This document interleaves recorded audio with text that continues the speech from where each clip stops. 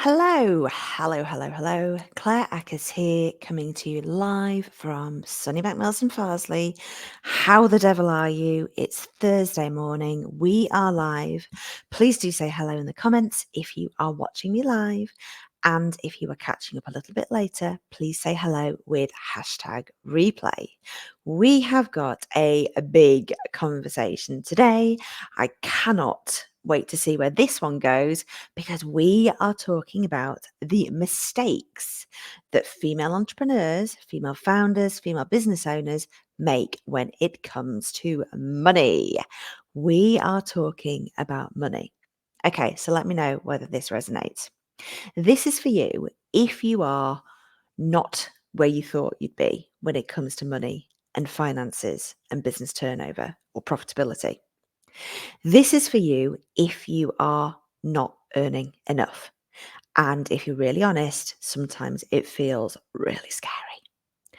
This is for you if you are struggling with roller coaster months and lack of consistency. And sometimes it's awesome and you're like, yes, I have made it. And then the next month it is beans on toast, all back to worrying again. And this is for you if you just can't seem to break through an income plateau, no matter how hard you work, no matter how smart you are, no matter how much you're doing all the things, you just can't seem to break through and get that security and consistency and reliable income and feel like you have made it. And this is for you if maybe, just maybe, you were starting to wonder, is it me? Is it me that is the problem here? Maybe I am just not cut out for this entrepreneurship lark. Maybe I'm just not cut out to run a business. I'm craving, I just want to run back to the security of employment. Or maybe on the other hand, you are doing something amazing. You are doing really super well on paper, but you can't enjoy it. For whatever reason, you can't enjoy it and you can't celebrate and bask in your success. And it's not what you thought it'd be. You know, you've strived for so many years to achieve the thing, and you're here and you're looking around and thinking, "Ugh, is this it?" Buckle up. This is going to be a good conversation. If you recognize yourself in any of these, and thank you for saying hello in the comments. How are you doing, Janine? This is for you, because there are some really common mistakes that women make, female entrepreneurs make when it comes to money. I see them all the time. There is no shame in any of them. In fact, I have made most, if not all of them myself. There are so many common things that happen when it comes to female entrepreneurs and money, and it is time we talk on them, because of course when you shine a light on this stuff, it loses its power, it loses its fear, and it doesn't seem insurmountable. So strap yourself in for this conversation. It is going to be a big one. My name is Claire Ackers. If you don't know who I am, I help female entrepreneurs, female founders, female business owners to grow authentic, aligned businesses by helping them achieve authentic self-mastery and to neutralize, to transmute, to alchemize their origin story paradigm, which is going to feature heavily in this conversation. So, mistake number one is pricing. Pricing, how much you charge for the thing that you do. Short answer is you're charging too little. You are not charging enough for the value that you provide. And this is, generally speaking, a female thing. Let me illustrate this with a case study. One client that I work with, amazing lady, has a portfolio of clients that she works with and works on either a piece basis, or so a delivery basis, or a day rate. And for one particular client that she's working with on a day rate, This client is really struggling with their business. And so, my client, having a really big heart and being a values led, heart led entrepreneur, is charging quite conservatively for her services because she wants to help. She wants to help. She really cares about the value that she adds to her clients. And this is admirable, isn't it? This is a really common trap to fall into. Um, However, she has found out that another consultant, a man who is working with this company, is charging double what she is and is delivering, I think we could call it sweet FA, you know? And I see this all the time. It is so frustrating. Now, there is no shade that to quote my teenage daughter. There is no shade I'm throwing on a man. Good for him, I say. Good for him having the kahunas to charge what he wants. Um, but my client needs to charge what she's worth. She absolutely needs to charge what she's worth because she does a damn good job delivering a lot more than is in the brief, which is a different conversation. But this is what I want you to hear. You need to raise your prices. You need to start charging stuff that makes your bum clench because if you are here, if you're in this entrepreneur game, you are doing a sterling job and you deserve to be adequately compensated for that. Okay, let's move on to mistake number 2, which is your terms and rules of engagement. Um, I speak to so many women who find it excruciating to chase an invoice. They have invoiced for their work, or they have sent a payment link for the product or service that they provide, and it's all been agreed. They maybe even started work or finished work and are not being paid on time.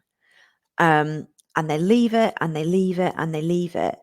They find it excruciating to actually pick up the phone or even send an email going, where's the money?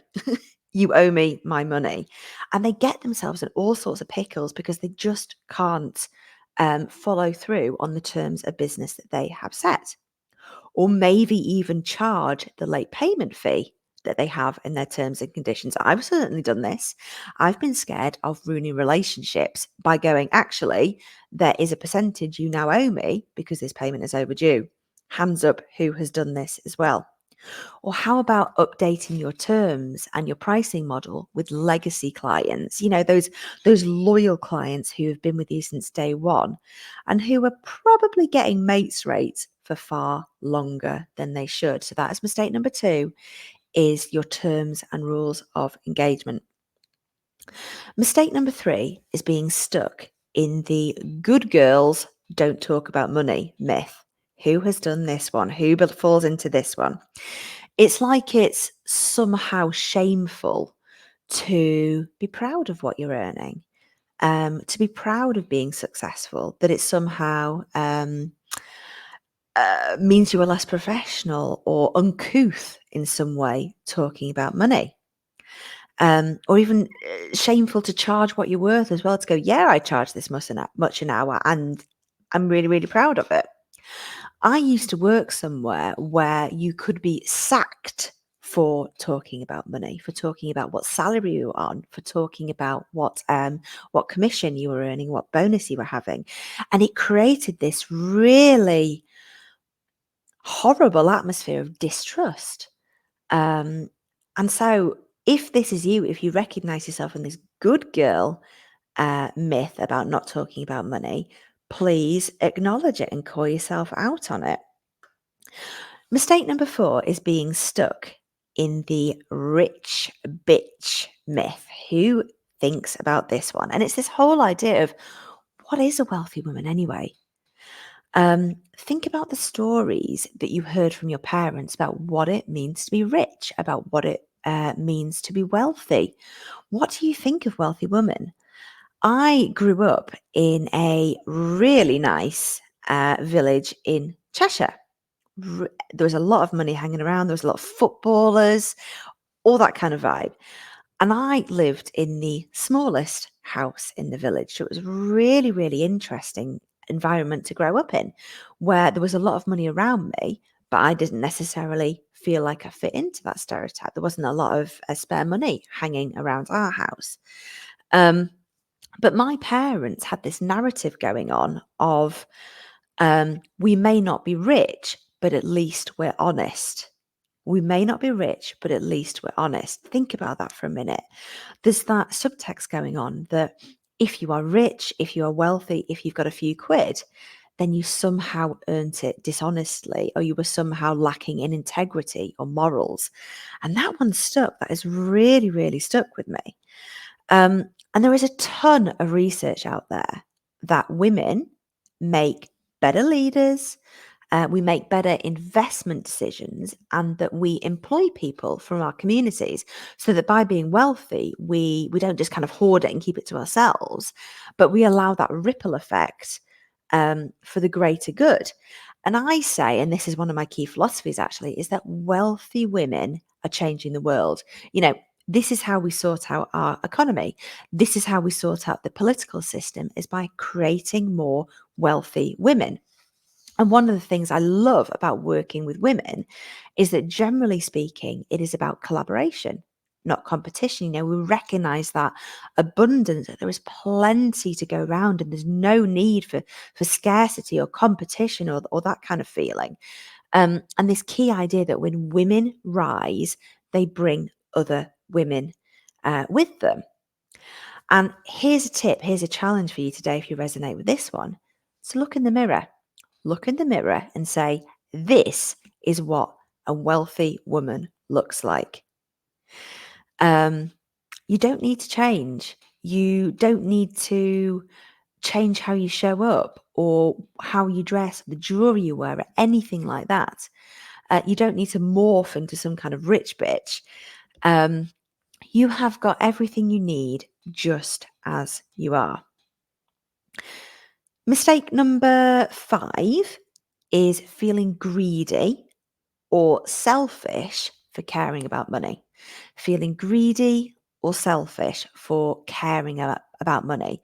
That it's somehow not cool or uncouth or lacking in integrity to desire money, to desire to be rich, to desire to have more than enough to get by. Like you should be in business because you care, because you just want to help people and not to make you millions. And I want to tell you right here, right now, if you resonate with this one, it is absolutely okay and it's absolutely possible to have both. You can absolutely have both. To have a business that changes the world, but also makes you filthy, stinking, gorgeously rich as well. Good morning, Stephen. How are you doing? Number 6 is not asking for help. Not asking for help for far, far too long and kind of thinking that you needed to figure out this money stuff by yourself. So again, a story from my life. My dad used to really, really spend a lot of time thinking about wealth and investment and managing his money.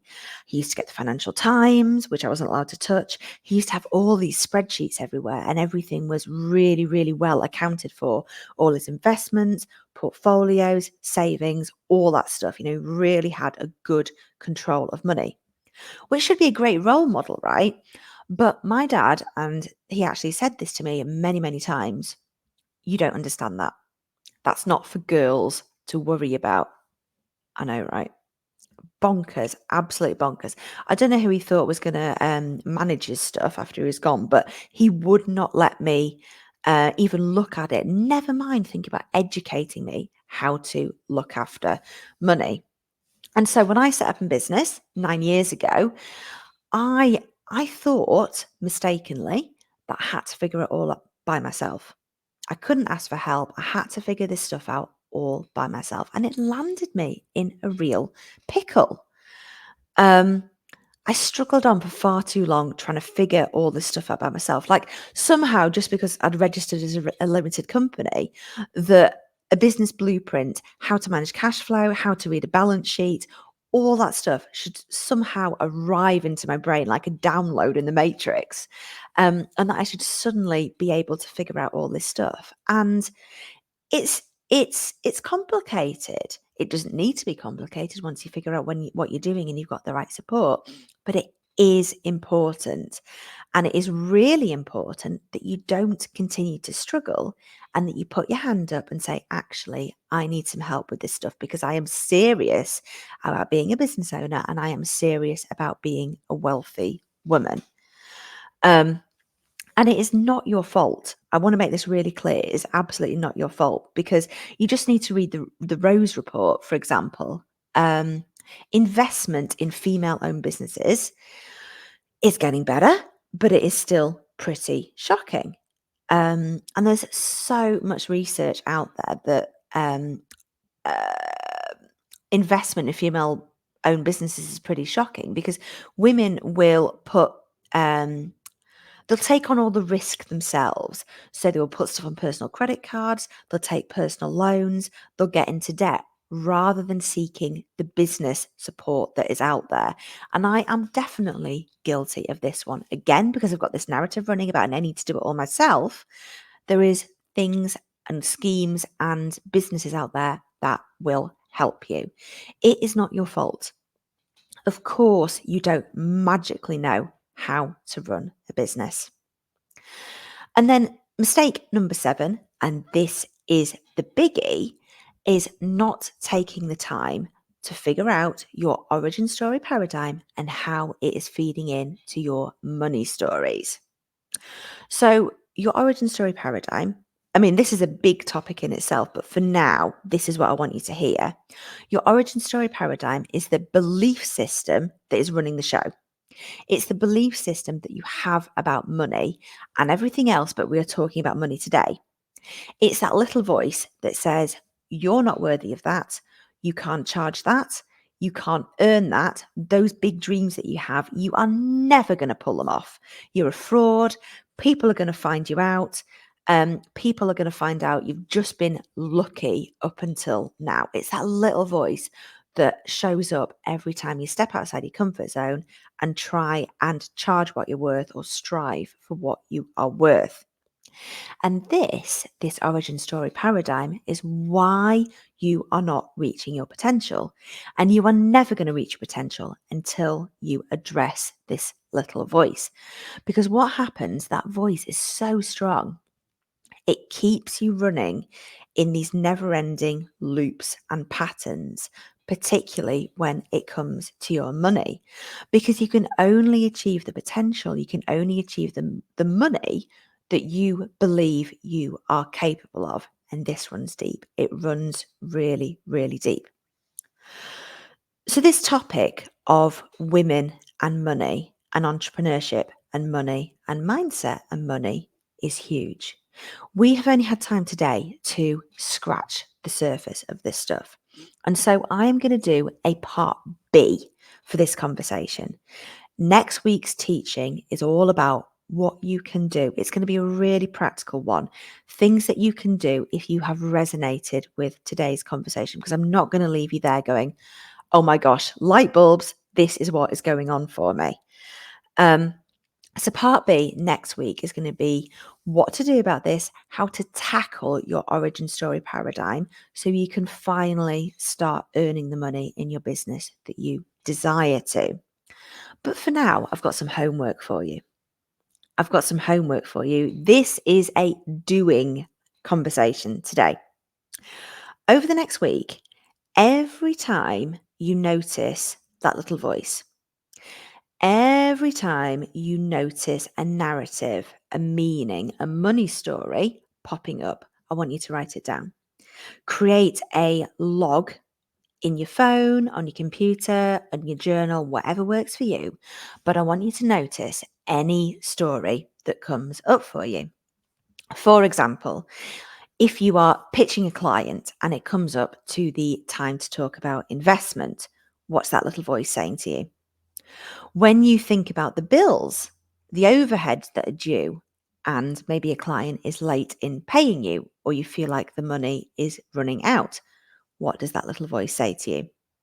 When you get a no, when you are counting on a yes, what does that voice say to you? And when that big dream, that vision, that thing you were striving for, it seems so far away and like a fool's errand, and you don't know what you're doing, and you've lost your mojo, and you disconnect, and you are doubting whether you can actually pull off the thing, what does that little voice say to you? So I will see you next week for a big conversation. One last request. In the notes for this conversation is a link to a scorecard I have created. It is to get your authenticity and alignment score as a female entrepreneur. Now, this is going to be part of the puzzle. Go take that quiz. It's free. It'll take 3 minutes and just see what your score is.